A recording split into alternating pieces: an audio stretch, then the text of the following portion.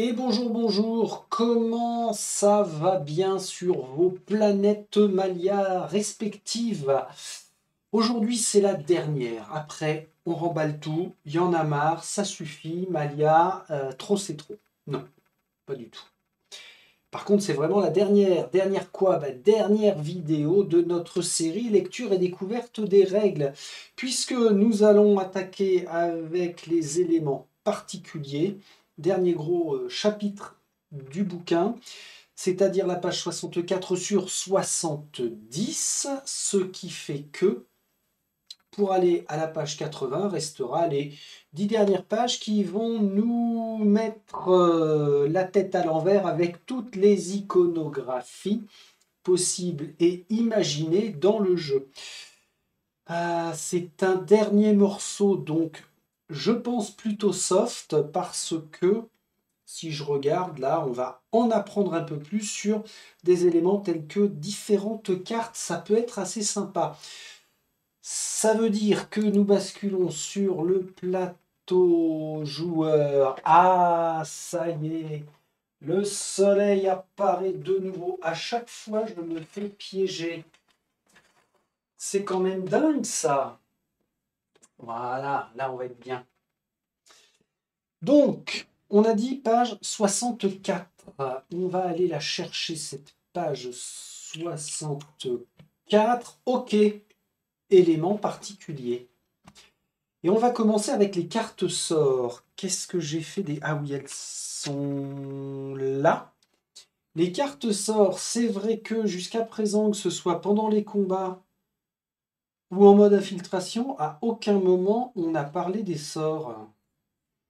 Alors je vois qu'on a des dos différents. Ouais, c'est bien ça. Bleu, jaune, rouge, violet. Alors c'est... Tiens, le rouge de ma carte est moins virulent que le rouge de la règle.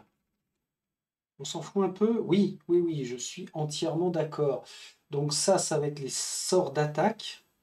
Bon, on n'a que 4 sorts d'attaque. Et par contre, ça, ce sont les cartes sorts classiques. Il y en a 12. Alors la magie est un élément important du monde de Malia. Elle est représentée par l'aura que les héros peuvent manier. En plus des jetons aura qui leur accordent des améliorations, les héros peuvent devenir des maïs, des maïs, des sorciers capables de lancer des sorts. Les ennemis également peuvent être maïs ou utiliser certaines des propriétés de l'aura dans leur attaque et leur défense. L'usage des sorts n'est pas obligatoire pour vos aventures.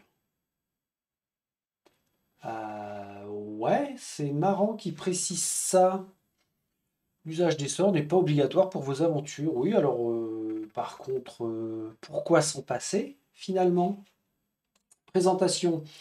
Ces cartes sont réservées aux héros possédant un talent de Maï. Il y a deux catégories de cartes sorts, les sorts d'attaque et les sorts classiques. Les sorts d'attaque ne sont utilisables que par les détenteurs de la carte talent associée, alors que les sorts classiques ont un usage plus flexible. Un groupe de héros peut comporter 2 mailles au maximum, au-delà de 2. Aucun autre héros ne peut acquérir de talent maille. Ouais, ça avait été dit déjà, c'est bien. Tous les sorts sont représentés par une icône sort classique et les 4 sorts d'attaque possèdent en plus l'icône sort d'attaque. Ça nous manquait d'avoir des nouveaux icônes. C'est bien, merci les gars.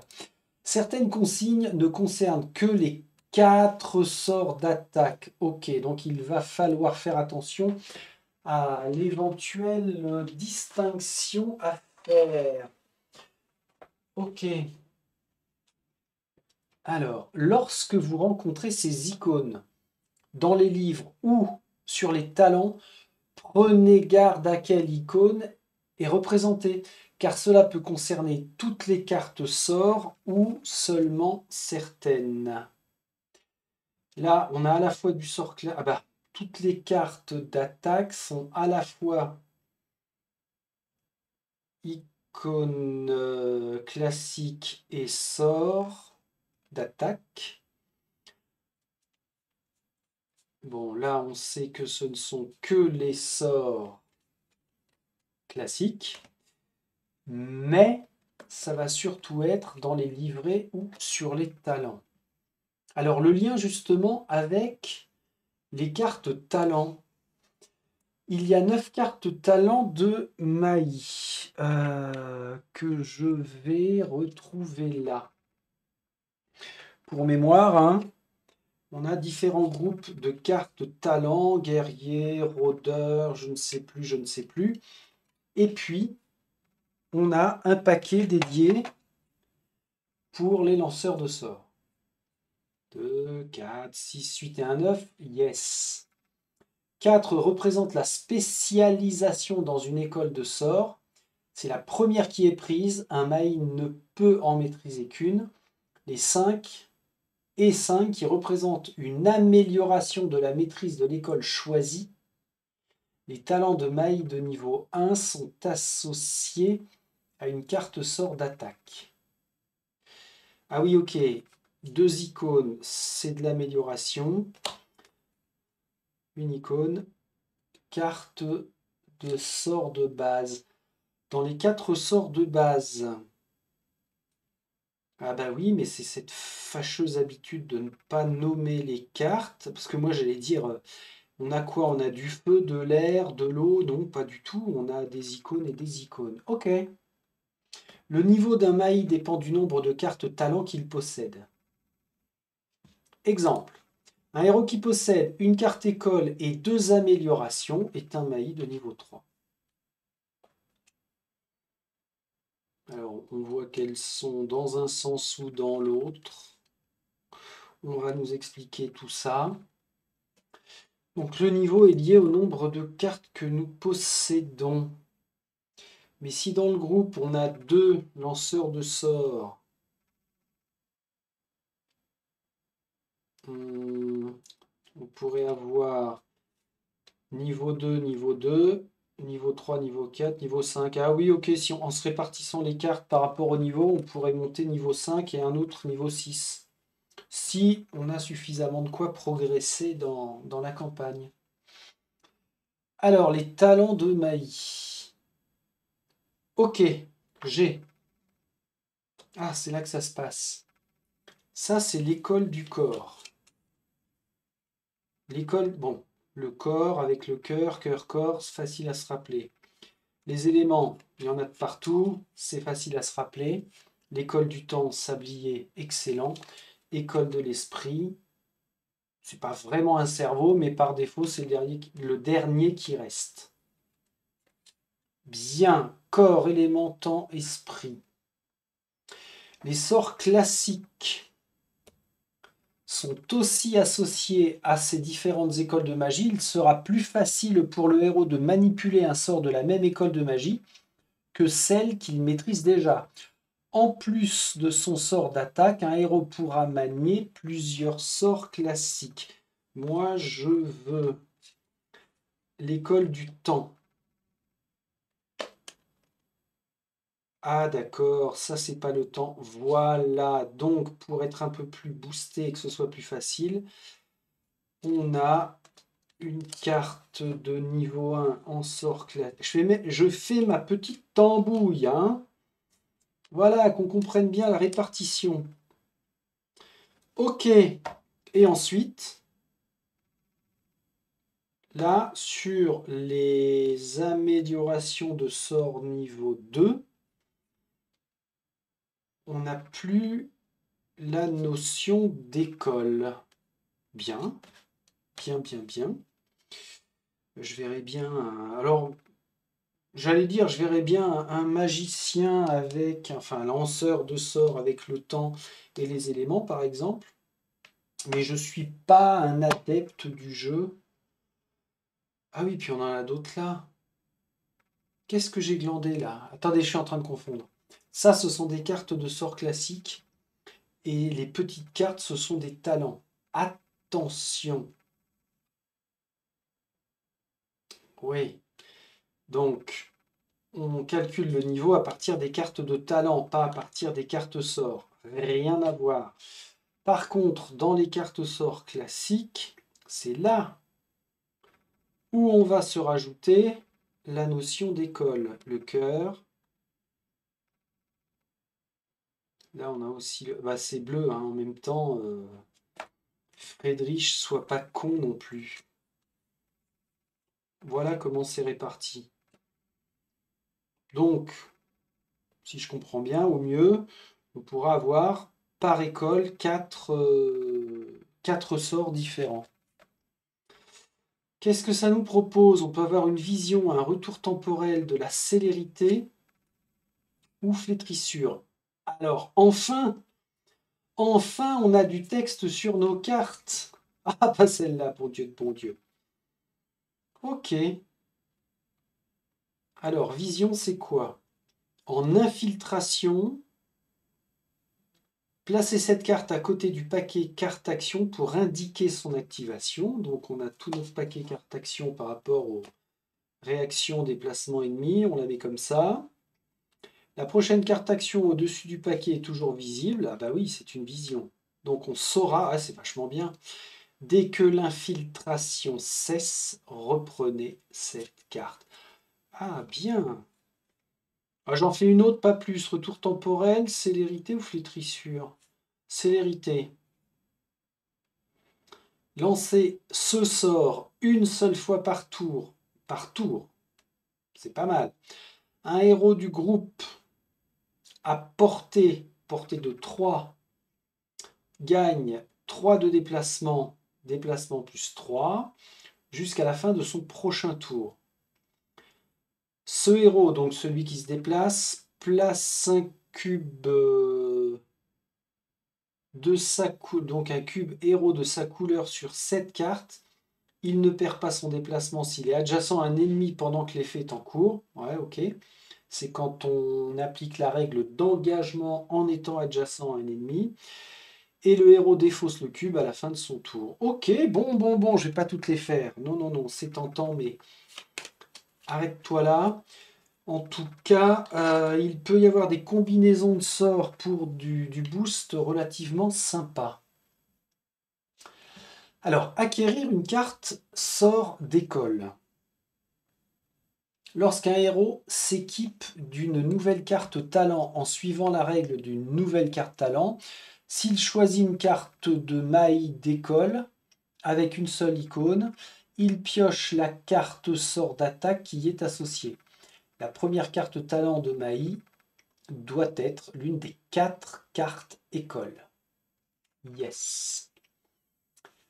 Alors, dos d'une carte talent de Maï sélectionnée, c'est l'école du corps qui est équipée, le sort d'attaque de l'école du corps qui s'y rattache. Posséder ces cartes veut dire 3 choses.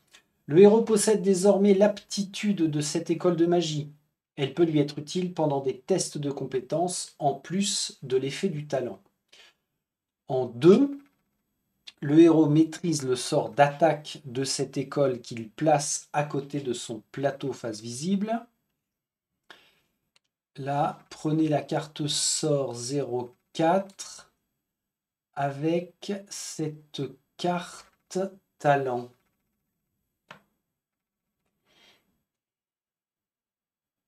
Oui, d'accord. Si je choisis cette carte de compétence, je prends la carte 01 qui lui est associée, c'est-à-dire que ce sera flétrissure.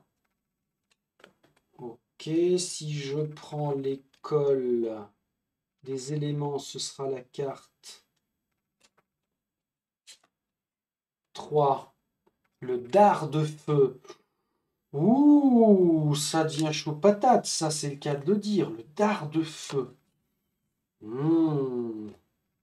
Après, l'école du corps, c'est associé à la carte 4, ça va être celle-ci. La télékinésie. Ah, j'aime bien moi la télékinésie. Et puis pour l'esprit, c'est la carte number 2. Le choc mental. Ouais, je suis moins fan. Ok. Et en point numéro 3, ça veut dire que le héros doit piocher au hasard une carte sort classique en plus du sort d'attaque déjà acquis. Ah, ça va, le bagage de départ est quand même pas dégueulasse, hein. On a 3 cartes. Et la placer à côté de son plateau. Bon, c'est pas négligeable hein, quand même. Changer et améliorer. Il est possible d'échanger vos sorts durant l'aventure. Cette option vous sera proposée dans les chapitres des livrets lors des différents événements ou rencontres. Lorsque cette option se présente, Ah oui. Lorsque cette option se présente et que vous pouvez le réaliser, vous ne pouvez échanger que des cartes sorts classiques. Les cartes sorts d'attaque ne peuvent être ni échangées ni défaussées. Si vous perdez la carte talent correspondant à une carte sort d'école de magie, vous perdez également le sort d'attaque. Donc les deux de base sont liés. Attention, améliorer un talent de Maï ne veut pas dire que le héros peut piocher un nouveau sort. C'est juste une amélioration normale de talent. Oui, oui, mais j'y reviendrai quand j'y jouerai à ça. Talent de Maï, amélioration. Donc là, carte avec les deux symboles. Ces cartes dotées de 2 icônes s'acquièrent lorsqu'un héros obtient un nouveau talent et qu'il choisit un talent de Maï, à condition qu'il possède déjà un talent d'école de lanceur de sorts. Comme les autres cartes talents, elles permettent de piocher un sort classique aléatoirement à ajouter aux autres sorts déjà possédés. Ces cartes ne sont pas limitées en nombre par héros. Donc on peut vraiment faire un mix comme on veut, comme on veut. Ce qui est plutôt bien, ça rejoint une réflexion que j'ai déjà faite à plusieurs reprises. On commence avec une potentielle lanceuse de sorts et un petit gars qui tabasse. Au bout de 2 scénarios, si l'option est proposée, hop, on oriente la madame lanceur de sorts et ça rajoute la nouvelle mécanique de gameplay. Je crois que plus ça va aller, plus je vais le jouer comme ça. Et encore une fois, parce que on a des règles de partout, donc je vais me noter un effet progression pour le démarrage de campagne. Et j'adore faire ça parce que c'est encore une fois une nouvelle façon de me mettre à jouer et d'appréhender un autre jeu. J'aime. Alors, présentation des types de sorts. Premier type, le sort avec test de compétence. Oh putain! On en revient à la télékinésie là. Le sort avec test de compétence. Et j'espère que vous êtes bien réveillés ce matin. Donc, ce type de sort nécessite de réaliser un test de compétence pour être lancé. C'est souvent le cas des sorts d'attaque. Yes. En 1, on a le rappel. Cette carte, c'est une carte sort, plus une carte sort d'attaque et l'école du corps. L'usage de ces cartes est exclusif en mode combat. Donc ces cartes d'attaque, c'est exclusif en mode combat, ok, comme on a vu avec la vision qui était pour la phase d'infiltration. Là, on a la portée du sort dans toutes les directions à 3 cases. Conditions de lancement du sort et difficulté, c'est cette ligne-là. On doit dépenser 4 points d'action pour tenter de lancer le sort. Il obtient un dé de compétence par niveau de Maï que l'on possède. C'est marqué où ça? B. Ah, pardon, c'est en dessous là. C'est tout là. Donc, ça nous coûte 4. On obtient... Ah oui, d'accord, c'est le symbole de Maï. Donc on obtient 1 dé de compétence par niveau que l'on possède face à 2 dés de difficulté. Oui d'accord, c'est toujours en opposition, même pour lancer un sort. En 4, les conditions supplémentaires. Ici, pour chaque bouclier auratique de l'ennemi, les faces spéciales du dé de difficulté se transforment en stop, avec un effet cumulatif.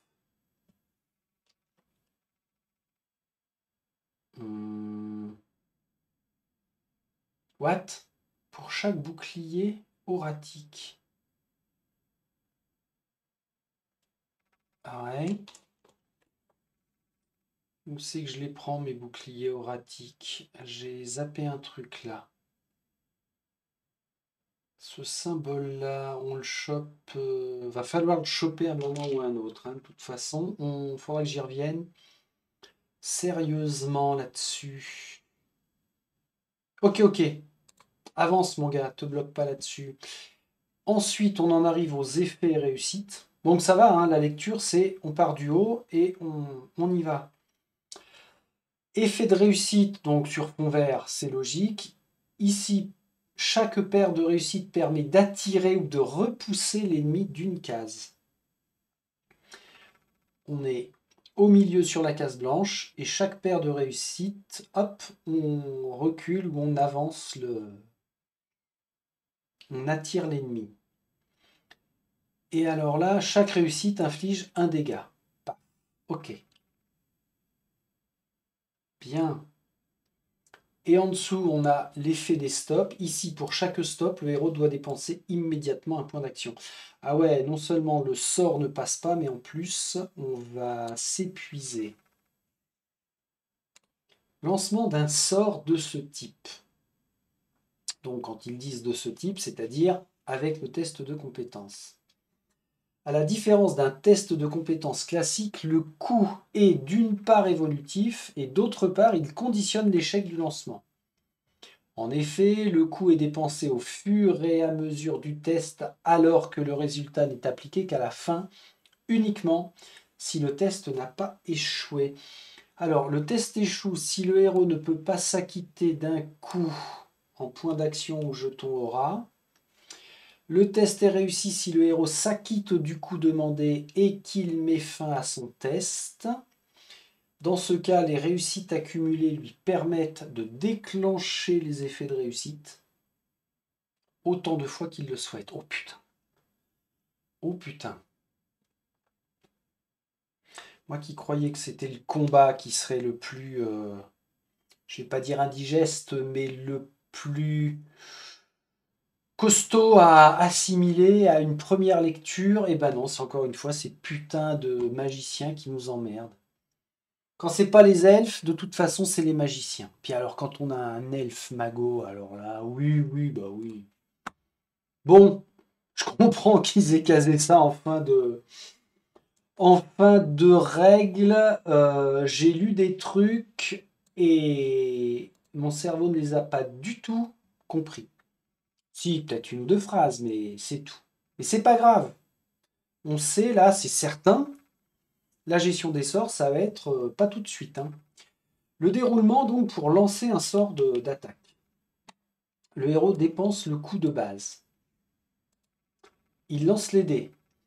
Si un ou plusieurs stops sont révélés, alors, la révélation des fameux stops quand on fait nos tests de compétences, ou bien on accumule des réussites, ou bien malheureusement on va accumuler des stops. Alors, si un ou plusieurs stops sont révélés, le héros doit immédiatement s'acquitter du coût supplémentaire. Avec ça, là. Ok. S'il ne peut pas, le lancement du sort est raté, fin du test. D'accord. L'étape 3. Le héros décide de continuer ou d'arrêter son test. Si on continue, il applique de nouveau l'étape 2. Donc on refait du test. Si le héros s'arrête, il peut utiliser les réussites accumulées. en déclenchant les effets de réussite du sort. Ouais, là, ça rejoint la mécanique des tests classiques. On continue jusqu'à précision. Un sort nécessite une ligne de vue valide, logique. Alors logique, il peut y avoir certains sorts qui n'ont pas besoin de ligne de vue. Oh putain, 6 de distance, c'est bien ça. Est-ce qu'on a par exemple un sort qui ne nécessite pas de ligne de vue? Celui-ci, a priori. Ok. Hormis les boucliers auratiques, voire la défense auratique, page 66. Ah, je comprends pourquoi ça ne me parlait pas. On ne l'a pas vu encore, c'est la page d'après. Donc, hormis ces fameux boucliers auratiques, les ennemis n'ont aucune défense contre les sorts d'attaque. Les dégâts ne sont pas défendus par les boucliers classiques. Bon, je comprends pourquoi je ne les retrouvais pas sur CD. Les sorts peuvent être lancés sur un ennemi adjacent ou sur une cible engagée sans malus.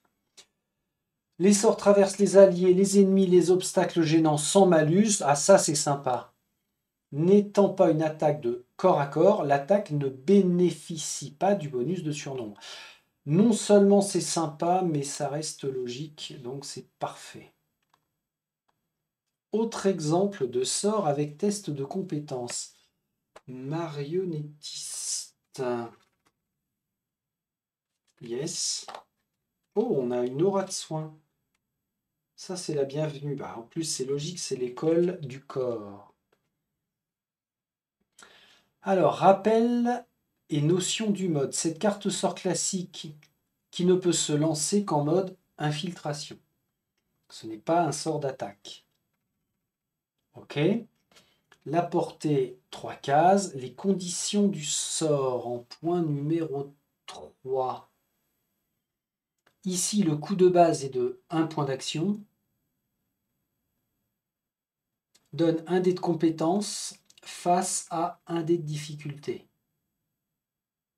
Un dé de compétence blanc face à un dé de difficulté noir. Puisque c'est sur ces dés-là, blanc-noir, que nous avons les succès et les stops. Si le héros maîtrise l'école du corps. Si le héros maîtrise l'école du corps, oui, ça donne un dé supplémentaire. Non. Ça nous donne que si nous tombons sur cette phase, c'est une réussite automatique. Les phases spéciales du dé compétence octroient une réussite. Ok. Et enfin en 4. Ah non, pas enfin en 4, pardon. 2 réussites permettent de déplacer un jeton cadavre d'une case dans la portée du sort. 2 réussites, on déplace un jeton cadavre dans la portée du sort de 3. Une réussite permet d'augmenter la portée du sort de 1. Chaque face spéciale du dé difficulté, ici même, augmente la menace de 1. Chaque stop fait dépenser 1 point d'action supplémentaire. Oui, tout reste logique, c'est juste qu'il va falloir bien prendre le temps. Après, rien n'empêche. Ouais, pourquoi pas. Si on sleeve la carte, réflexion intense, si je sleeve la carte, je peux très bien au dos remettre les différentes applications. Paf, paf, paf, paf, paf, paf. Direct. Ah ouais, ça pourrait être pas mal ça.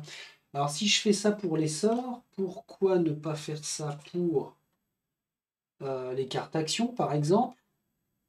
Alors ça va. Là on verra plus le dos qui est très sympa des cartes actions, mais là je raisonne pour l'apprentissage dans la sleeve, dans le protège-carte, se remettre en tête les petits textes de ce que va faire les différents points sur quelques cartes. pour que ça s'apprenne plus vite et que en cours de jeu, bim, je retourne la carte, tac, tac, tac. Ah oui, ok, ça fait ça parce que ça, ça, ça. C'est pas con, Rabanne. On verra. 4. À l'instar des cartes talent, certains sorts octroient des effets passifs. Leurs effets sont donc permanents. Ici, le héros aura une réussite supplémentaire pour chaque face spéciale obtenue au cours d'un test de compétence, demandant une aptitude de force. Aptitude de force, si on l'a, chaque face spéciale déclenche une réussite. Ces effets s'appliquent tout le temps à partir du moment où le héros possède la carte. Allez, bim, ça rajoute un petit effet qui se coule. Alors là, on a parlé des sorts avec un test de compétence. Maintenant, on a des sorts avec des effets. D'autres sorts ne nécessitent pas de test de compétence. Je veux la carte initiative. À partir du moment où les consignes du sort sont respectées, le sort fonctionne. On a le rappel. Ok. Ce sort n'est utilisable qu'en mode combat. La portée et le coup, portée 3 pour 2 points d'action. La réduction éventuelle si mon talent appartient à l'esprit, c'est ça. Si le héros maîtrise cette école de magie, ce sort lui coûtera 1 point d'action en moins. Donc, allez, c'est le cas, bim, ça ne me coûte plus que 2. Et on a l'effet. Consigne du sort. Chaque sort est différent et a ses propres spécificités. Pour la plupart de ces sorts, les effets passifs prennent fin dès que les héros ont quitté le plateau. Bon, c'est plus facile d'appliquer des sorts à effet que des sorts à compétence. Lancer un sort. On l'a pas vu ça? On l'a vu... Ah oui, non, c'était lancer un sort du type compétence. Lancer un sort en général. Les sorts sont utilisables durant les modes combat, infiltration. Ils auront tous des consignes spécifiques pour les utiliser, des actions à faire ou des points actions à dépenser. En infiltration, quel que soit le type de sort, en infiltration ne compte pas comme une action du plateau infiltration. Ah oui, là, sur le plateau infiltration, on se rappelle que nous avons 4 actions possibles. Déplacement, tir à distance. Bravo Friedrich. Un tir, un assassinat au corps à corps, déplacement de cadavre. Eh bien, le lancer de sort ne compte pas parmi ces différentes actions. Il ne faut donc pas lancer le dé d'infiltration lorsque toutes les actions sont réalisées. Sympa le bonus. Mais j'ai toujours dit que moi que les lanceurs de sorts étaient fun et les bienvenus dans les groupes. Maintenant, si on lance un sort en mode combat, vous pouvez utiliser un sort durant votre tour à n'importe quel moment, tant que vous avez les points d'action nécessaires. Par contre, héros à 0 point de vie, lorsqu'un héros maille perd son dernier point de vie, les sorts qu'il maintient avec effet encore en cours prennent fin immédiatement. C'est logique, très, très roleplay. Les effets des sorts qui ont déjà été appliqués ne sont pas annulés. Ouais, si par exemple on avait, je sais pas moi, un sort qui donne un effet brûlure, bah, si le sort est lancé sur un ennemi avec succès, même si je tombe inconscient, les brûlures vont continuer de s'appliquer. Bien. Ah tiens, je peux l'enlever après coup. Ok. Exemple d'un lancer de sort. Le Yoctal possède le sort d'Ata. Oui alors. Le Yoctal qui, à la base,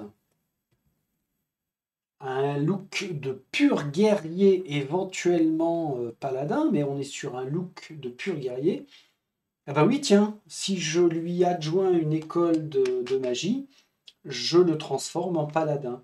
Alors ça me plaît bien l'idée. Ouais, ouais, ouais, ouais, ouais. Pourquoi pas?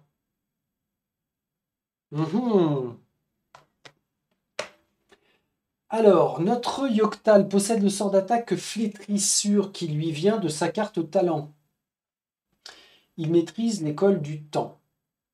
Il a en plus pioché la carte sort Incandescence. À son tour de jeu, il peut décider de lancer un sort. Pour cela, les conditions doivent être réunies. Premier sort. En mode combat, le Yoctal lance son sort Flétrissure sur l'ennemi car celui-ci est à portée d'attaque. Il dépense 3 points d'action.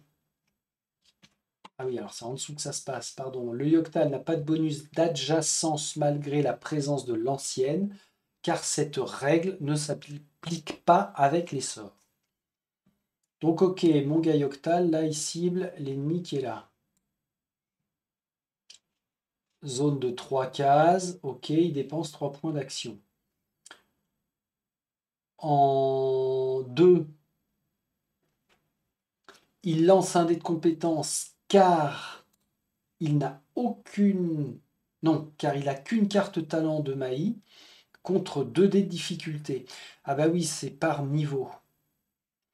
Le résultat est positif pour le héros, avec plus de réussite que de stop. Il peut relancer ses dés autant de fois qu'il le souhaite, mais il préfère s'arrêter car il ne veut pas risquer de révéler un stop qui aurait des conséquences. Ce sort est résolu et la réussite est transformée en un dégât qui est appliqué immédiatement. Ça, c'était un lancement de premier sort. Deuxième sort. Le Yoctal, ici, là, tout en haut, décide par la suite d'utiliser le sort Incandescence sur l'ancienne, car elle est à portée. Ouais. F. Ah oui, alors attention les yeux. En 1. Ici, elle est à portée. Oui.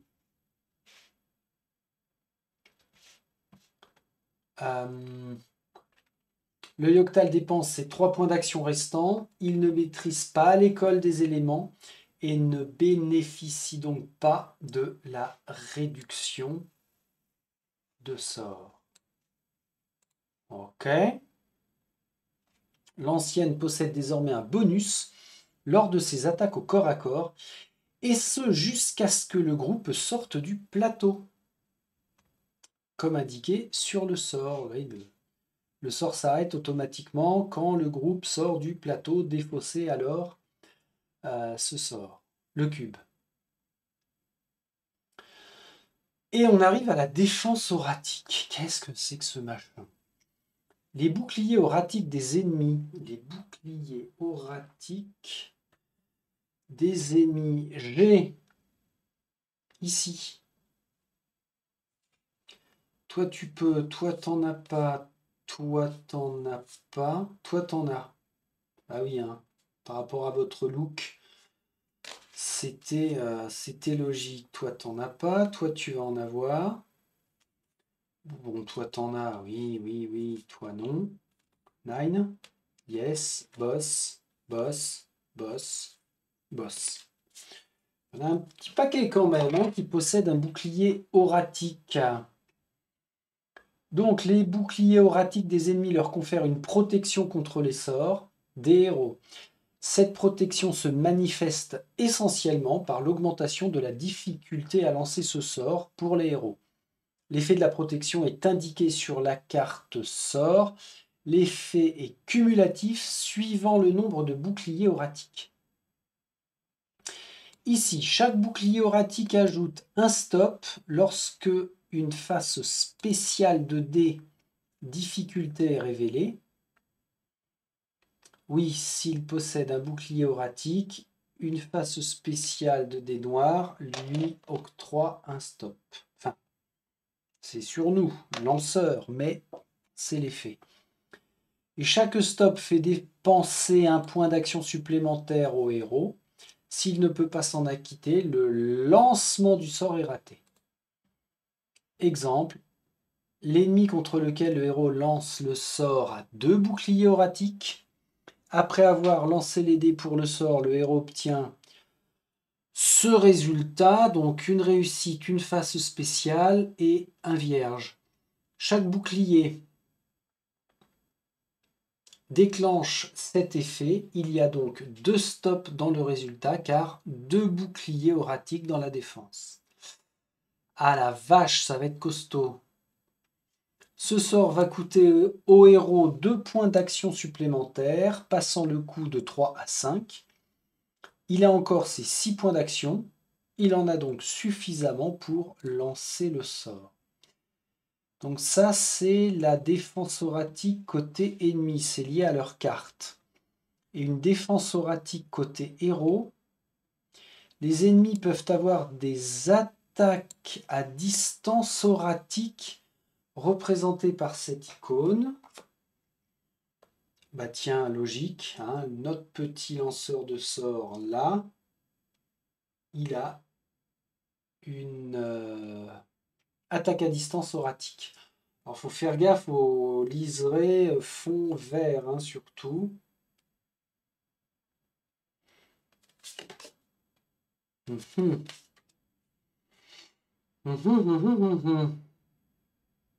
J'étais en train de me dire, alors selon la face, ouais, ça peut valoir le coup de tenir le même raisonnement qu'avec les cartes sorts là. Sauf que j'ai pas de sleeve aussi grande et je ne pense pas que ça existe. Pourquoi? Bah pour se faire un rappel avec quelques phrases de ce que procurent les différentes icônes. Bien. Tac, tac, tac. Oui, donc, ces attaques auratiques se comportent comme des attaques à distance classiques, ligne de vue valide, etc. Si un héros possède un bouclier auratique grâce à sa défense ou alors grâce à des talents, il gagne en plus de sa défense habituelle un dé d'esquive pour chaque bouclier auratique qu'il détient, avec un maximum de 3 dés identiques par lancé. Ok. Ah non, de Zeus. Une page, 2 pages. Ah ouais, 3 pages sur les sorts, hein. Donc ça a le mérite d'avoir des effets de jeu super impactants et quand on a l'habitude, ça peut être intéressant tactiquement d'aller placer les bons sorts au bon moment. Bien, alors maintenant, qu'est-ce qu'on a? Les cartes scénario particulières. Certaines de ces cartes ont des effets. N'oubliez pas de les noter sur votre feuille de sauvegarde. Les cartes tenues. Alors, les cartes scénario, c'est le gros paquet que nous avons ici. Et on a une nouvelle icône, les cartes tenues. Oh, elles sont jolies. Bon, alors je vais pas les trouver facilement, mais enfin bon, dans tout ce tas-là, on a des cartes spécifiques qui possèdent l'icône bleue de tenue. Le groupe ne peut posséder qu'une seule carte tenue à la fois. Ah mince! Si le groupe récupère une autre carte tenue, il doit en choisir une et défausser l'autre. Elle est placée dans la zone de jeu et s'applique à tous les héros. Ah ouais? Après, dans le gros paquet, on peut avoir des cartes maladie, empoisonnement, accident auratique. Empoisonnement là, maladie au milieu et accident auratique à droite. Ces cartes sont la représentation de l'état d'un héros. Suivant votre aventure, chaque héros peut tomber malade, être empoisonné, etc. Le groupe applique l'effet de chaque carte au héros concerné. L'effet est actif. Oui, l'effet est actif tant que le ou les héros ne sont pas soignés. Certains effets sont cumulatifs, donc l'état de votre héros peut empirer. Chouette. Chaque carte indique l'effet à appliquer et la façon de se soigner. Elles permettent toutes de se soigner dans un village. Ok. Pour se soigner, sur la carte empoisonnement, le héros doit défausser 2 plantes de son choix ou dépenser 2 pièces d'or lorsqu'il est au village. Là, on voit ou bien 2 plantes au choix ou alors 2 pièces d'or au village.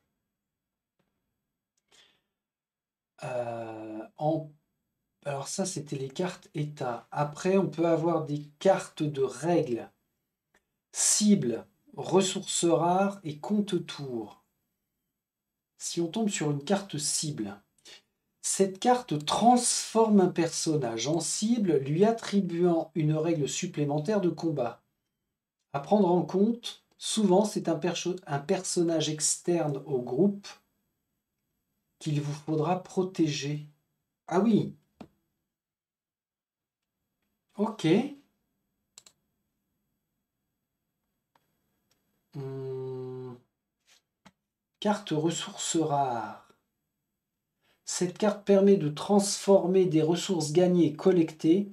Elles prennent alors une valeur et peuvent être vendues au moment où les héros croisent un marché ou un revendeur qui en propose l'achat.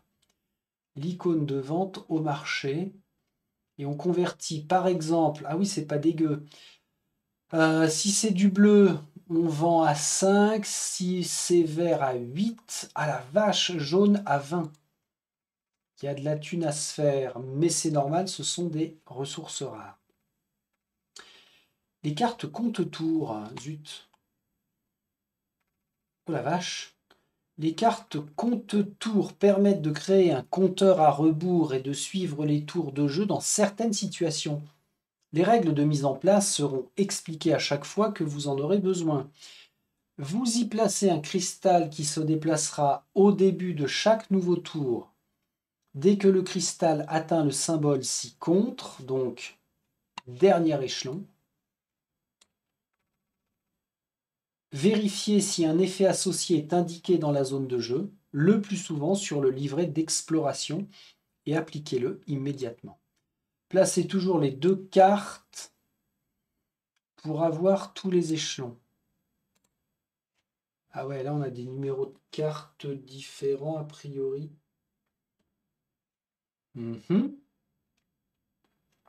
Ensuite, on peut avoir carte à bonus, les pierres d'aura et le scarabée empereur. Alors, les cartes à bonus, ces cartes scénarios sont présentes en plusieurs exemplaires, elles peuvent être achetées ou vendues à la discrétion des joueurs. Elles ont un effet permanent tant que les conditions sont remplies. Pierre d'aura. Cette carte permet à n'importe quel héros, même n'étant pas un Maï, de lancer un sort. Waouh! Lorsque vous obtenez cette carte, piochez une carte sort classique au hasard, placez-la à côté de la carte scénario dans votre zone de jeu, puis placez un cube dessus. Ce sort est désormais accessible à n'importe quel héros. Le sort peut être lancé comme si le héros était un Maï de niveau 3, donc équivalent à posséder 3 cartes talent de Maï, maîtrisant l'école du sort associé à la pierre d'aura. Si vous lancez le sort, assurez-vous que les conditions soient respectées, mode de jeu, ligne de vue, la portée, les points d'action, etc. Une fois lancé, que ce soit une réussite ou un échec, la carte scénario et la carte sort sont remélangées dans leurs piles respectives. Si vous décidez de revendre la carte scénario, le sort sera défaussé en même temps. Wouh! Ça rajoute plein de choses en fait, ces cartes scénario particulières. Alors l'avantage c'est que on a juste à s'en inquiéter quand elles sortent. Donc ça c'est bien hein, dans l'effet progressif de l'apprentissage du jeu et de commencer à jouer. on a plusieurs points qui n'apparaissent pas forcément dès le début. Donc ça a un effet soulagement. Mais n'empêche qu'il faudra de toute façon s'y intéresser. Ok, on n'est pas dans de la règle optionnelle, par exemple. C'est bien de les intégrer quand on tombe dessus. La carte Scarabée Empereur, qu'est-ce que tu nous veux, toi? La carte Scarabée Empereur. Alors, la carte, hein, autant on a dit que Pierre Dora, c'est en plusieurs exemplaires, alors que Scarabée Empereur, visiblement, c'est unique. La carte Scarabée Empereur fonctionne comme une réserve d'aura. Lorsqu'elle est mise en jeu, placez 3 jetons aura dessus depuis la réserve. N'importe quel héros peut choisir d'utiliser ses points d'aura au lieu d'utiliser les siens. Ah oui, c'est balèze. Une fois le jeton utilisé, il retourne dans sa réserve. Ah ouais, ça fait un bonus pas dégueu de 3 jetons aura. Alors sans numéro 2, hein, bien sûr, mais 3 jetons aura gratos. Carte mode de jeu, oui, je l'avais mise de côté.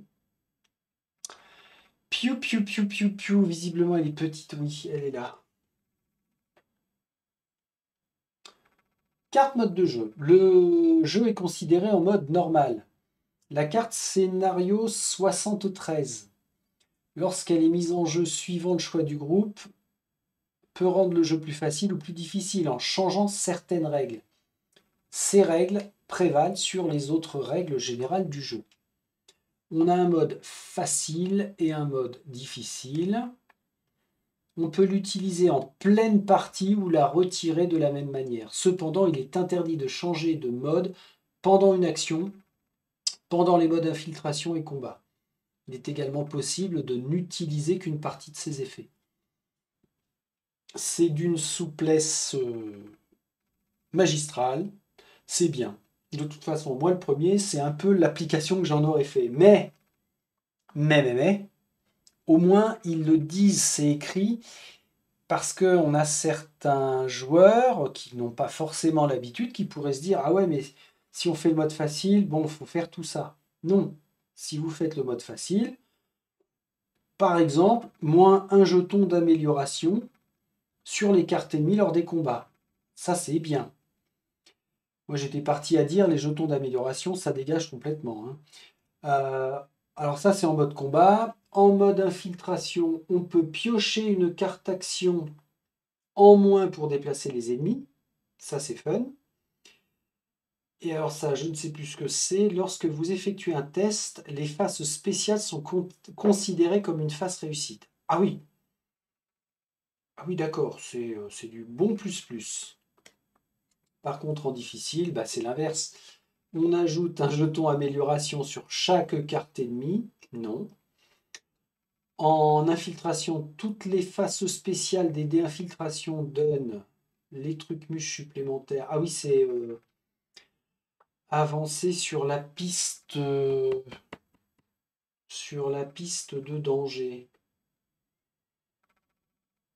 Ou alors, tous vos tests nécessitent 2 réussites supplémentaires. Bon, là, j'en vois absolument pas l'intérêt.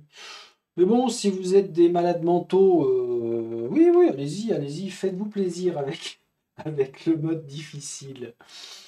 Faites donc ça. Les donjons. Un paragraphe sur les donjons. Ok. Lors de vos aventures, vous serez amené à explorer des donjons. Pour cela, vous utiliserez une tuile donjon. Ouais. Le numéro de la tuile est indiqué en bas. Oui. Prenez la tuile donjon 19. Ah oui, alors ça n'a rien à voir avec un mode infiltration, parce que quand on passe en infiltration, on a des tuiles à placer. Là, c'est spécifique au donjon. Donc, on n'est pas en infiltration. Ce chapitre du livret d'événements nous indique de prendre la tuile donjon 19. Pour explorer le donjon, la tuile doit être associée à une carte événement, de la même façon que la génération d'un événement dans la phase voyage. Mais ici, au lieu de regarder la météo, c'est le mode dans lequel le groupe de héros entre dans la salle. Ah oui, infiltration ou combat. Ok. Qui est vérifié pour orienter correctement la carte événement. Puis celle-ci est glissée sous la tuile donjon. Côté infiltration et côté hors infiltration. On parle de explorer des donjons, utiliser la tuile. Ouais, ok. La tuile et la carte associée créent une entrée de chapitre. Les joueurs doivent se rendre dans le livret d'événements pour la consulter et continuer leur aventure. Exemple, le groupe est en mode infiltration en 1. La carte événement est donc associée glissée sous la tuile donjon là. Ah ouais.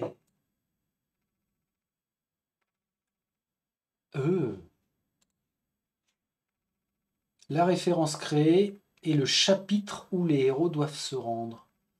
Alors là, il nous disait, la numéro combien? Ils l'ont nommé ou pas? Hum. Je veux voir une tuile donjon avec un numéro associé. Là, j'en ai pas. Si on prend tout ça là, c'est moi qui n'ai pas capté le beans. Tuile, tuile, tuile, tuile. Il n'y a pas de numéro associé là. Ah, j'ai bugué alors. J'ai fait un bugito.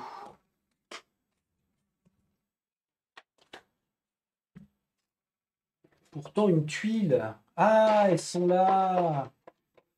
Oh, d'accord. Ce sont les petiotes. Regardez. Là, j'ai un 12. Là, j'ai un 16. Là, j'ai un 19. Là, j'ai rien. Donc, il y aura d'autres tuiles dans la masse et la quantité fournie qui auront aussi un numéro en bas pour venir faire une association. Alors, pas sur les grandes, là, je suis en train de les balayer. Tchouk, tchouk, tchouk. Non, ça ne concerne pas les grandes tuiles. Ah, et on a, alors, petit rappel, hein, on a des bigs. On a des bigs allongées, et puis on a des bigs moyennes. Mais des bigs moyennes comme ça, mais des bigs moyennes carrées aussi. Et elles n'ont pas de numéro. Ah oui, alors un truc un peu pénible. Vous êtes pénible, hein, éditeur de jeux. Là, je pense pas que ça vienne des créateurs. Hein. Pourquoi sur les tuiles, un coup c'est en bas à gauche, un coup c'est numéroté en haut à droite, et c'est arrivé, un coup c'est numéroté au milieu. Pourquoi on ne sait pas. Là par exemple, la tuile A1 c'est en haut à droite, et encore c'est pas en haut à droite complètement. C'est en haut à droite, mais un peu décalé. Là, c'est en bas à droite, mais on vous le met au milieu. En bas à gauche, vous voyez, j'en perds mes orientations. En bas à gauche, mais on vous le met un peu en décalé, histoire que vous cherchiez. Merci. Ça paraît tout bête, mais combien nous sommes à être vigilants sur les gros jeux avec une mise en place plus ou moins lourde et plus ou moins pénible? Et bien ça, typiquement, ça en fait partie. Et j'ai des confrères qui râlent après ça. Moi, les mises en place, ça ne me gêne pas. Je pourrais y passer une demi-heure. Je rajoute mes petits décors, les trucs, les machins à côté, ça me va. Par contre, si la mise en place est quelque chose de gonflant pour vous, bah, typiquement, là, ne pas choper le bon numéro en regardant tout le temps au bon endroit, en bas à gauche. En plus, ça permet de trier nos tuiles et de ne plus y toucher après. Et ben là, non, il va falloir se tripoter la tuile avant de pouvoir jouer. C'était une aparté. Ok. Alors, tout ça pour dire quoi? Lorsqu'une nouvelle carte événement est associée à la tuile, vous devez défausser la carte précédemment glissée pour la remplacer par la nouvelle. toujours en vérifiant le mode dans lequel l'héros se trouve à ce moment-là pour l'orienter correctement. J'étais en train de lire trop vite. Ok. Ah bah c'est intéressant aussi, hein, cette mécanique de donjon événement qui déboule. Alors les conséquences. 2 des tuiles donjon ont une conséquence inscrite. Une fois le nombre de cristaux atteint, rendez-vous immédiatement au chapitre correspondant, qu'importe le moment de votre aventure. Alors, une fois que le nombre de cristaux atteint, rendez-vous à ce chapitre. Il y a plein de petites surprises en fait au cours du jeu. Alors, parallèle? Non, là ça va pas être un parallèle, ça va être une opposition. La cité maudite. Au bout de plusieurs parties, j'en étais à venir à supprimer une des infiltrations possibles. Enfin, pas infiltration, un des modes de jeu possibles, et c'était avec le charnier. C'était la 4e façon de jouer en aventure dans la cité maudite, mais ça devenait trop redondant, trop récurrent par rapport aux 3 premiers modes d'exploration faisables. Donc le charnier, je l'avais dégagé. Alors que là, bah, c'est carrément l'opposé. On vient rajouter des petits éléments de gameplay différents, mais en plus, quoi. C'est pas... Comment je vais dire ça? Ça n'a pas l'air dans Malia d'être du remplissage Histoire 2. C'est plutôt bien. C'est plutôt bien. Et puis alors, c'est pas fini. Attendez. D'autres éléments. Le marché. Les livrets vous donneront la possibilité de créer des étals de marché où vous pourrez acheter ou revendre des équipements. Bah voilà.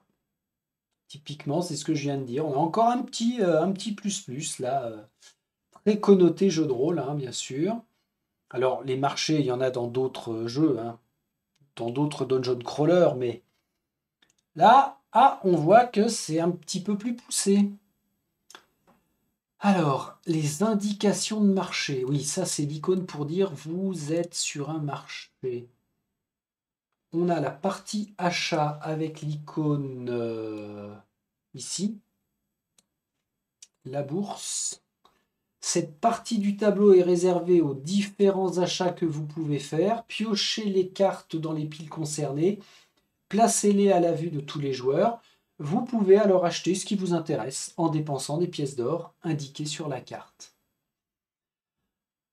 Ok, alors ça veut dire que sur ce marché, je vais mettre 4 cartes objets classiques, 2 cartes objets boostés, 4 cartes armes classiques et 2 cartes armes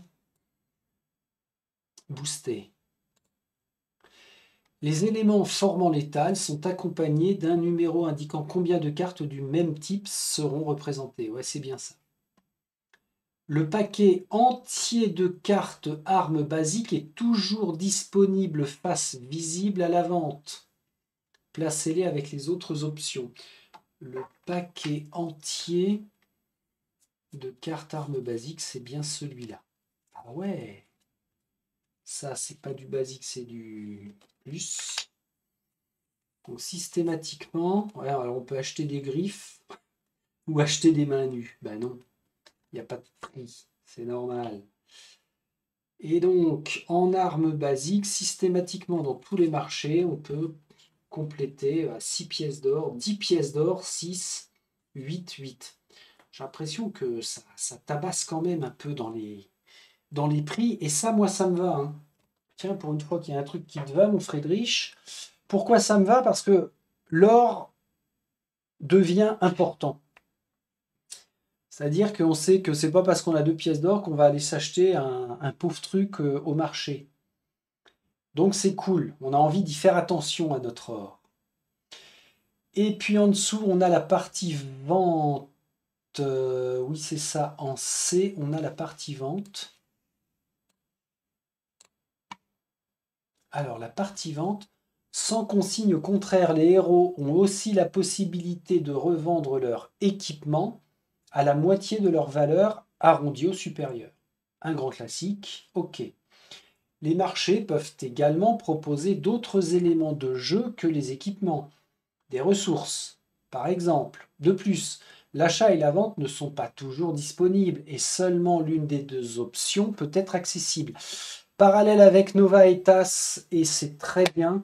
Dans Nova et TAS aussi, en fonction des cités ou des villes dans lesquelles on arrive, on ne peut pas avoir accès à tous les mêmes éléments. Et ça, c'est vachement bien. Les achats et les ventes se font dans l'ordre souhaité par les joueurs, ainsi vous pouvez revendre l'équipement avant d'en acheter. Ça veut dire que quand on tombe sur un village, une ville avec un marché et d'autres options, on va y passer un sacré petit moment. Mais c'est bien, hein, tant mieux, tant mieux, tant mieux. Une autre règle, les échanges entre héros.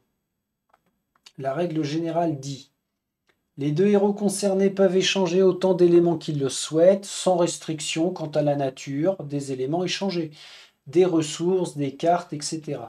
La seule condition est qu'ils soient dans la phase appropriée. Attention, un artefact équipé ne peut pas être échangé, cela revient à le déséquiper et donc à le défausser.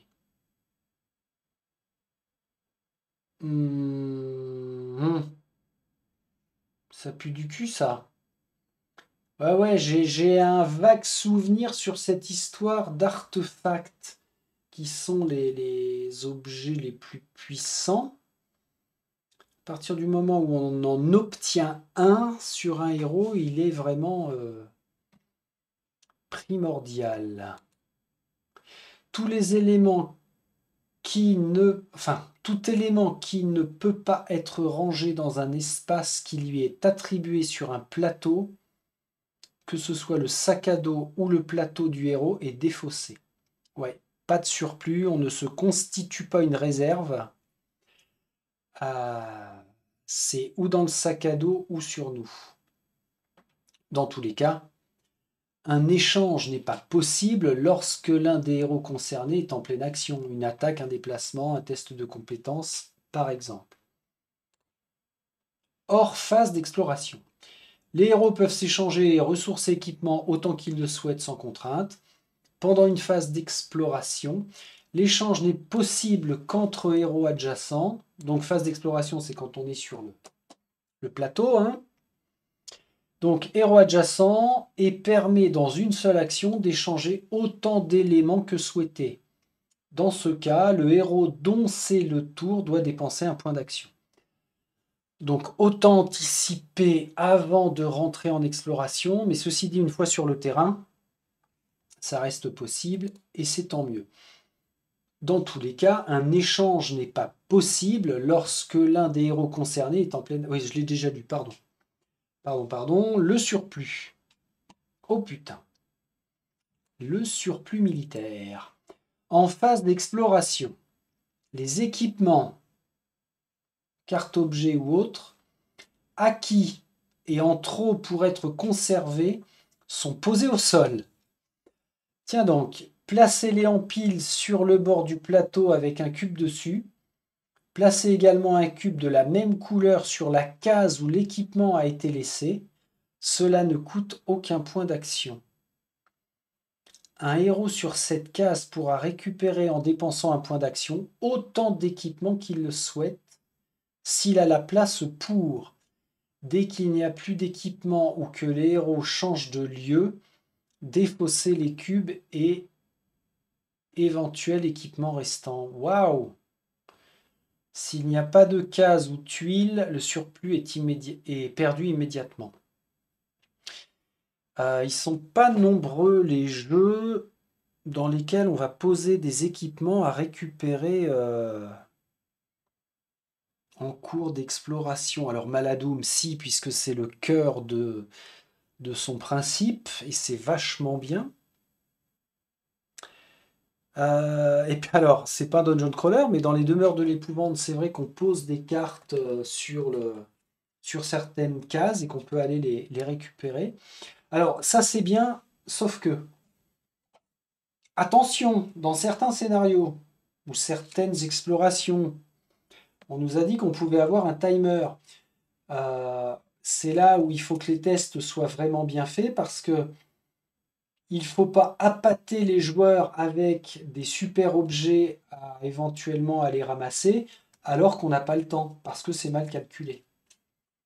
Bon, si c'est mal calculé, moi vous savez ce que j'en fais, hein. Le timer, zobi zoba, la queue du chat. Mais bon, c'est vachement bien. Ça m'embête de le dire, non, pas du tout. Je le dis sincèrement et franchement, c'est vachement bien. Ok. Ensuite, à la vache, ensuite, alors justement, on atteint la dernière, les dernières pages qui vont concerner le glossaire. Je laisse volontairement cette magnifique illustration. Ça me parle. Ça, c'est chouette. Il y a des étals, les marchands sont là. Alors, les rues sont un peu désertes, mais c'est pas grave parce qu'on s'est levé aux aurores pour profiter d'un maximum de leurs marchandises. C'est vraiment sympa.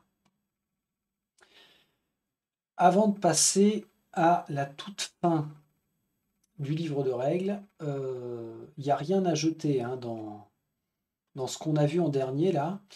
On a fait référence à quoi? À des échanges, au marché, aux donjons, aux différentes cartes scénarios et à la magie. Ça fait 5 points supplémentaires de gameplay que l'on intègre dans Malia. Yes. Et alors maintenant, on a dit que je vais ranger mon petit bordel là sur le côté. On remélange tout ça. Je retrierai et ça dégage parce que nos fameux glossaires qui sont tous dans le jeu, hein, 90% des éléments que l'on voit pour appliquer des effets, c'est à base de glossaire. Et alors, est-ce que c'est bien branlouillé ça? Glossaire des icônes. Les icônes sont rangées ici par catégorie. Ah mince. Moi, je veux du rouge maintenant. Yes, ça pète sa mère. Les icônes sont rangées ici par catégorie. Celles dans lesquelles elles sont le plus représentées. Cependant, il est possible de les retrouver dans l'entièreté du jeu. Donc les icônes sont rangées par catégorie. On a ce qui concerne l'organisation.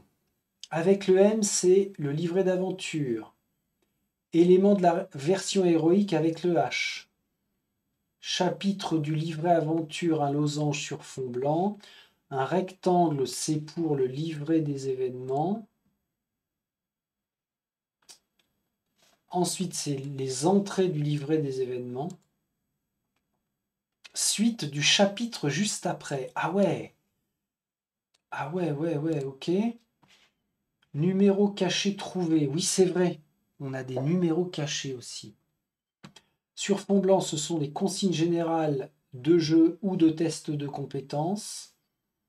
Consignes indiquant le début ou la reprise de voyage. Waouh. Sur fond un peu violet, c'est mode infiltration. Consigne d'échec, test, mode combat sur fond rouge. En vert, forcément, c'est une consigne de réussite. Ah ouais, il y a le... Alors c'est bien, hein, ils ont même repris les consignes qui sont associées au marché. Ok, ça c'est dans l'organisation. On a les icônes généraux, points de vie, aura, dommage et j'aime. Ouais, tous les points de vie, tac, tac, tac. Perdre un jeton aura ou tous ces jetons aura parce qu'on a le symbole infini. Les associations sont et restent logiques, hein. Par exemple, si je prends, voilà, ça annule la défense auratique. Bah oui, c'est une défense auratique. qui est barré. Bon, alors n'empêche qu'on a 1, 2, 3, 4, 5. Oui, mais 6. Oh putain, 7, 8. Ah bah, 8. 8 pages d'icônes. Oh my god, avec pour certains des petits pavés pour bien expliquer ce que c'est au corps à corps.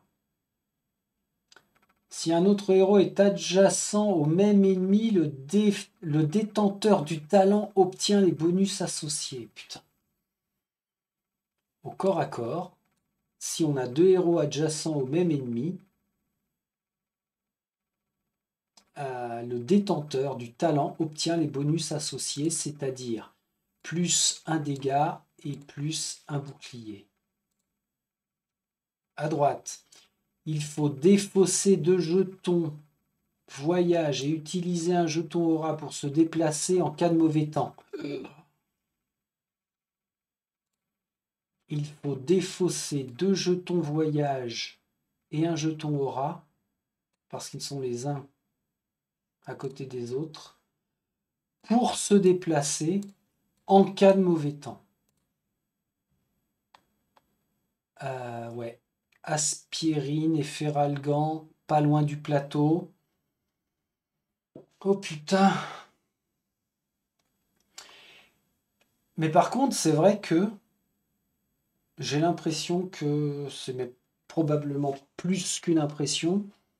Il n'y a pas un icône qui manque. Il n'y a pas un cas de figure qui peut être présenté sur les cartes ou dans les livrets ou sur nos différents plateaux héros. D'ailleurs, ils sont où là? Là, c'est spécifique aux jetons. Ça, c'est spécifique au plateau voyage, carte voyage, roue d'exploration. Vous avez retrouvé votre roue d'exploration au fait? Petit clin d'œil. Les tests de compétences, les dés, mais c'est vachement bien. Caractéristiques, aptitudes, talent, école de magie, la vigilance, démolition, bam, bam, bam, bam.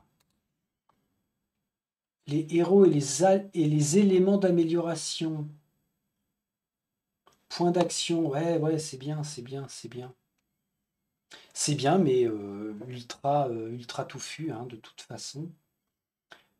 Je crois que... Bah, d'ailleurs, attendez, parce que là, on en a fini. Oui. Ah, j'avais pas fait gaffe. Et ça, c'est bien. On a comment ranger les figurines là sur la droite. Cool. Le nombre de tuiles différentes, les jetons, plateau infiltration, la sauvegarde, tout ça. Ce qui est apparenté au contenu héroïque dans son plateau spécifique. Très bien. Et les remerciements. Ok, Malia est un projet pharaonique, ayant nécessité plus de 7 ans de développement et la collaboration de nombreuses personnes. Nous tenions à leur témoigner notre reconnaissance et leur dire à quel point leur présence, travail et encouragement sans faille nous ont portés dans nos périodes de doute. Il y a un peu de chacun d'entre eux dans Malia. Un immense merci à tout ce beau petit monde. Bam, bam, bam, bam, bam. Et parce que nous n'aurions jamais pu réaliser notre rêve sans elle, nous souhaitons remercier nos familles, ainsi que Christelle, Delphine, Marie et Monica, nos épouses, pour leur patience et leur compréhension. Bravo les filles, c'est bien, c'est bien. Et donc ça, c'est un paragraphe de remerciement de Cyril, François, Ludovic et Nicolas. Ok les gars. L'équipe qui forme 4 univers. Ok, bon, puis après, ce sont les crédits. Bon, bah. Et allez, une dernière page pour la route, les rappels. Zone de terrain du plateau région. Forêt, marais, montagne, plaine. Forêt, marais, montagne, plaine et les cités. Les règles d'or d'infiltration. Ah oui, n'oubliez pas, si vous avez réussi à tenir jusqu'à ce stade, qu'il y a les codes barres, pardon, les QR codes, pour checker de temps en temps s'il y a eu des différentes évolutions. Je le redis aussi maintenant. Bah attendez, je vais vous retrouver sur...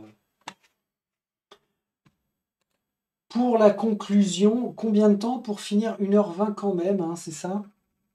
Ouais, 1h20.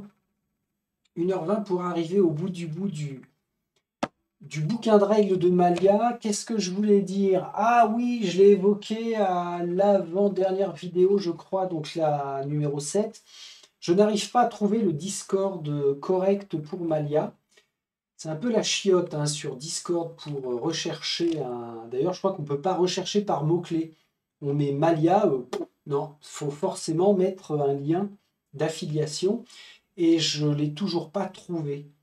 Alors peut-être qu'au moment où je prononce ces paroles, eh bien, vous aurez été plusieurs à visionner l'épisode 7 de la découverte des règles et puis j'aurais résolu le problème, mais je préfère le redire là, on ne sait jamais. Bon, donc ça y est, on a fini l'entièreté du livre que je peux refermer. C'était le premier jeu où il y a eu besoin d'autant de nombre de vidéos pour aller au bout. Le plus que j'ai eu à faire, je crois que c'était avec Nova Eta, c'était déjà pas mal. Mais là, 10 vidéos, ça montre à quel point le jeu est gigantissime et apporte une richesse de gameplay, bien sûr. Ah tiens, d'ailleurs, je vais peut-être faire, là je vérifiais que j'avais bien réalisé toutes mes vidéos, on est bon. Je vais probablement faire une vidéo de ressenti après la découverte de règles. Ça peut avoir son intérêt parce que moi, mon mode de fonctionnement en tant que joueur youtubeur, c'est de ne donner un avis que lorsque je suis allé au bout d'un jeu. Ou alors pour des jeux qui ne se jouent pas en campagne et qui ne s'enchaînent pas d'un scénario à l'autre, par exemple de donner un avis après avoir joué 6-8 fois de façon différente. Mais pour les jeux en campagne, je préfère aller au bout. Pourquoi? Parce que on peut très bien avoir un super démarrage et puis au fur et à mesure que la campagne avance, et ben, ça devient soporifique, sans intérêt. On s'aperçoit qu'il y a plein de mécaniques qui sont trop redondantes ou qui n'ont pas leur place parce que ça alourdit certaines choses. Donc oui, je ne suis pas de ceux qui donnent un avis après avoir fait un tutoriel et joué 3 heures derrière. C'est pas bien ça. Ça peut être faussé. Par contre, après avoir fait un déballage et vraiment découvert complètement les règles, donner un ressenti, voir où sur l'échelle du bon, non du bon, là c'est bon, là c'est pas bon, mais vous êtes inversé, et ben ce ressenti, ça peut être une source d'aiguillage pour des gens qui se poseraient la question. Je pense que je vais faire ça. Et puis si ça a un vrai intérêt, vous me le direz un jour peut-être, eh bien garder ce mode de fonctionnement quand il y a un jeu très intéressant pour moi qui passe sur la chaîne, c'est-à-dire déballage, découverte des règles, ressenti, gameplay, avis. Ça fait 5 rubriques. 5 rubriques qui concernent un jeu envers lequel j'ai quand même un certain intérêt. Ok, bon, bah pour ma part, mon Gamalia, qu'est-ce qui va se passer? Ça va probablement être une série de peintures parce que ça m'a bien donné envie, surtout que depuis 3 jours, je suis en train de bel et bien finir ISS Vanguard en peinture. Là, il me reste 4 figurines symboliques d'équipement à faire. Et je crois que je vais passer à la peinture de Malia. Donc c'est cool. C'est très cool, mais tout ça pour dire que Malia, je le mets sur les étagères. Je le savais d'avance, hein, j'en étais averti moi-même et je vous avais averti au déballage. C'était surtout pour voir si la hype était restée bien haute. Bon, bah, ce sera l'occasion de le dire dans le ressenti. Et puis, un autre intérêt, tiens d'ailleurs, à faire un ressenti, c'est que tout le monde ne va pas se taper les 10 séances de découverte et lecture de règles pour se faire une idée, hein. Un peu costaud. Allez, barrez-vous de là. Je quitte la planète Malia et on se dit à la prochaine pour nos autres aventures. Salut, salut et encore merci à vous.